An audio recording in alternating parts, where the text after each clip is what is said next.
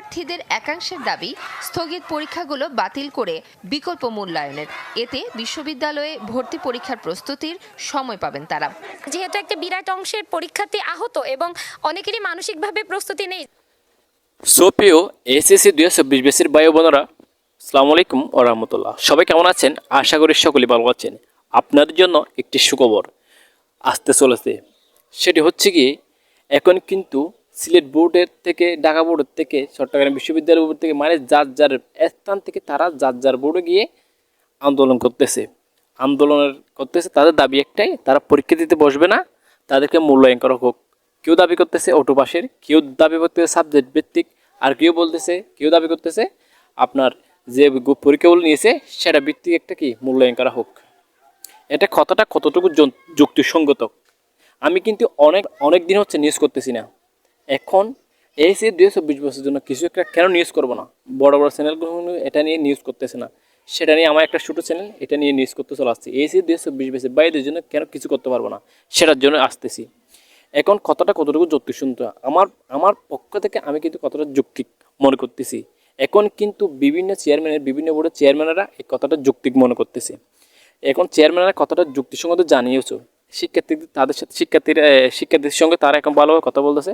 তারা বলতেছে যে কি, তোমাদের যদি লিখিত কিছু আনো তোমরা এখানে জমা দাও, এটা জমা দেওয়ার পরে আমরা সেটা ঢাকা বোর্ডের চেয়ারম্যান, যেটা মেন চেয়ারম্যান এবং শিক্ষা উপদেষ্টা নিয়ে বসবে, সেটা নিয়ে একটা কি আলোচনা করব।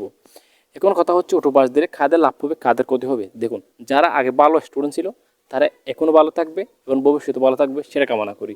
কিন্তু মাঝে মধ্যে যারা ভালো করে পড়ালেখা করতেছিল তারা কিন্তু ছয়টা পরীক্ষা যদি ভালো করে দেয় তাদেরও ভালো হবে। এটা আমি আমার ব্যক্তিগত দিক দিয়ে মনে করতেছি।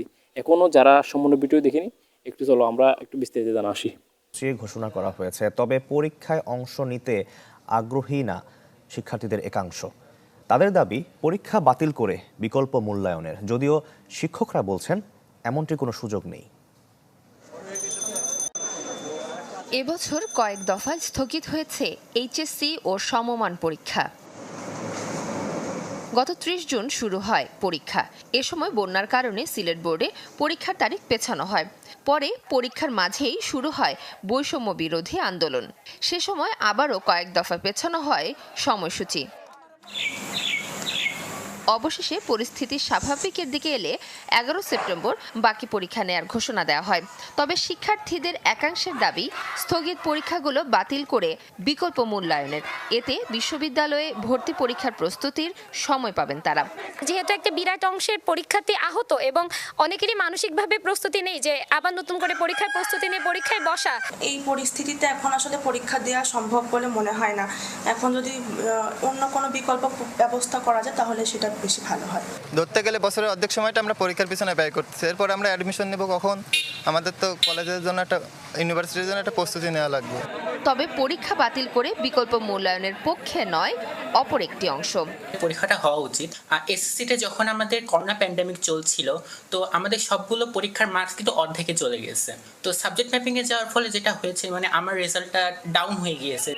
শিক্ষকরা বলছেন পরীক্ষা বাতিলের সুযোগ নেই, বরং বিশ্ববিদ্যালয়ে ভর্তি পরীক্ষা পেছাতে পারে। অটো পাস কিংবা এই জাতীয় কিছু করা, এটা কোনোভাবে করা যাবে না। পরীক্ষা দিতেই হবে এবং পরীক্ষা 1 মাস পিছাক কিংবা 1.5 মাস পিছাক পরীক্ষাটা দিয়ে পরীক্ষার জন্য সঠিক মূল্যায়ন হয়, সেটা আমাদের নিশ্চিত করতে হবে। এবছর 9টি সাধারণ শিক্ষা বোর্ড, কারিগরি শিক্ষা বোর্ড ও মাদ্রাসা শিক্ষা বোর্ডের অধীনে মোট পরীক্ষার্থী 14,50,790 জন।